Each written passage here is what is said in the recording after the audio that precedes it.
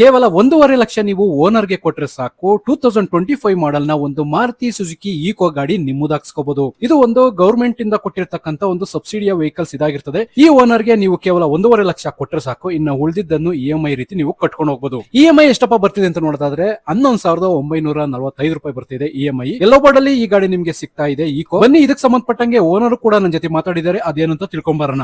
Owner single owner sir? ಹಾ, single owner sir. Sir 7 seat sir. ಈಗ ಎಲ್ಲೋ border run ಆಗ್ತಿದೆ ಗಾಡಿ? ಎಲ್ಲ ಬೋರ್ಡ್ ಸರ್. ಹೌದ್ರಿ. ಓಕೆ. ಅಂದ್ರೆ ನಮ್ ಗೌರ್ಮೆಂಟ್ ಇಂದ ಸರ್ ಸಬ್ಸಿಡಿ ಬಂದಿರ್ತವೆ. 8 ಲಕ್ಷ ಇತ್ತಲ್ಲ ಅಂದ್ರೆ 4 ಲಕ್ಷ, ಹಿಂಗ 4 ಲಕ್ಷ ಇದ್ರೆ 2.5 ಲಕ್ಷ ಹಿಂಗಿದ್ರತ್ ಸರ್. ಓಕೆ. ಬಟ್ ಈಗ ನಾವು 4 ಲಕ್ಷ ಮಾಡ್ಕೊಂಡು ಮ್ಯಾಗಿನ ಲೋನ್ ಎಲ್ಲ ಕ್ಲಿಯರ್ ಮಾಡಿದೇವ್ರಿ ಅದನ್ನ. ಓಕೆ. ಈ ಗಾಡಿ ಆಮೇಲೆ ಮತ್ತೆ ಅವ್ರು ಬೇರೆದವ್ರಿಗೆ ಕೊಡೋಣ ಅನ್ಕೊಂಡು ಆಗಿತ್ತು ಸರ್ ಗಾಡಿ ಅದು. ಬಟ್ ಹೆಸರಿಗೆ ಆಗ್ಲಿದ್ದಕ್ಕೆ ಅವ್ರು ಬಿಟ್ರು ಅದನ್ನೇ. ಅಲ್ಲ, ಅದಕ್ಕೆ ಇವಾಗ ಲೋನ್ ಕಂಟಿನ್ಯೂ ಮೇಲೆ ಯಾರೋ ಇದ್ರೆ ತಗೊಳ್ಳಿ ಅನ್ಕೊಂಡು ಇದು ಮಾಡ್ತಾ ಇದ್ದೀವಿ ಸರ್. 4 ವರ್ಷಕ್ಕೆ ಆಗುತ್ತೆ ಸರ್. 4 ವರ್ಷ ಕಂಪ್ಲೀಟ್ ಆಯ್ತಾ ಈಗ? ಹಾಂ ಸರ್. ಇಲ್ಲ ಸರ್, ಈಗ 1 ವರ್ಷನೇ ಆಗಿಲ್ಲ ಸರ್, 1 ವರ್ಷ ಆಯ್ತು ಇವಾಗ.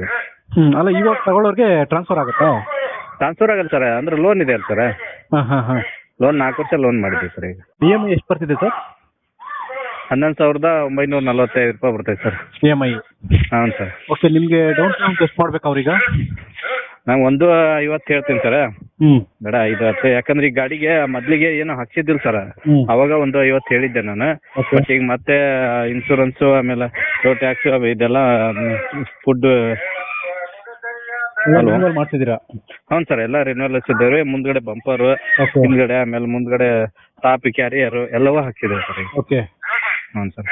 ಹಾಗಾಗಿ ಈಗ ನೀವು ಎಷ್ಟು ಕೊಟ್ಟು ಹಾಕ್ತೀರಾ? ಅದೇ ಮ್ಯಾಲೆ 1.5 ಕೊಟ್ಟು ಸರ್ ಗಾಡಿ ಕಂತು ಕಟ್ಕೊಂಡು ಹೋದ್ರೆ ಸಾಕು ಸರ್. 4 ವರ್ಷ ಆದ್ಮೇಲೆ ಅವ್ರಿಗೆ ಸರಿ ಮಾಡಿಕೊಡ್ತೇವೆ. ಇನ್ನು 4 ವರ್ಷ ಇದೆ EMI? ಹಾಂ ಸರ್. ಈಗ 1 ಕಂತು ಕಟ್ಟಿದ್ದೇವೆ ಸರ್. ನೆಕ್ಸ್ಟ್ ಕಂತು 10ನೇ ತಾರೀಕು ಬರುತ್ತೆ. ಲೊಕೇಶನ್ ಎಲ್ಲಿ ಬರುತ್ತೆ ಸರ್? ಯಾರನ್ನ ಗಾಡಿ ನೋಡಕ್ ಬರ್ಬೇಕಂದ್ರೆ? ಹಾವೇರಿ ಹಾನಗಲ್ ಸರ್, ಹಾನ್ಸ್ಮೈ ಸರ್. ಈಗ ಎಲ್ಲೋ ಬಾರ್ಡಲ್ ರನ್ ಆಗ್ತಿದೆ ಗಾಡಿ? ಹೌದು ಸರ್. ಓಕೆ ಸರ್, ಆಯ್ತು. ವಿಡಿಯೋ ಮಾಡಾಕ್ತೀನಿ. ಕಾಂಟ್ಯಾಕ್ಟ್ ನಂಬರ್ ನಿಮ್ದು ಇದೆ, ಕೊಡ್ಲಾ?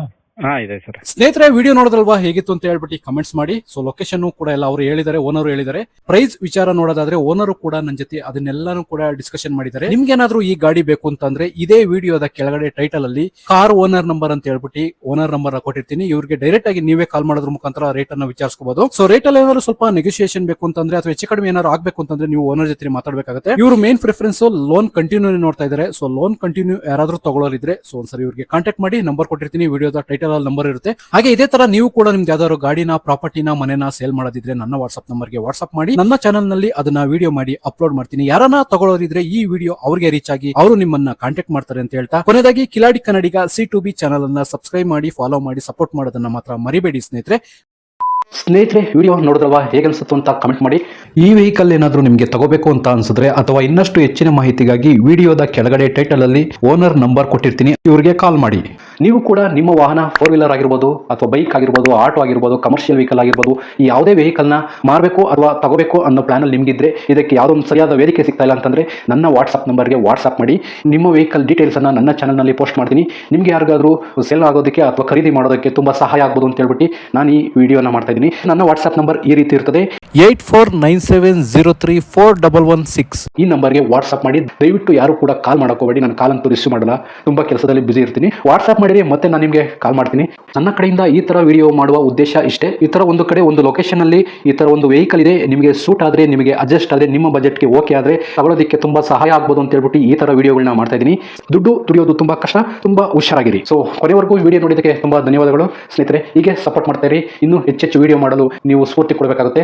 Thank you.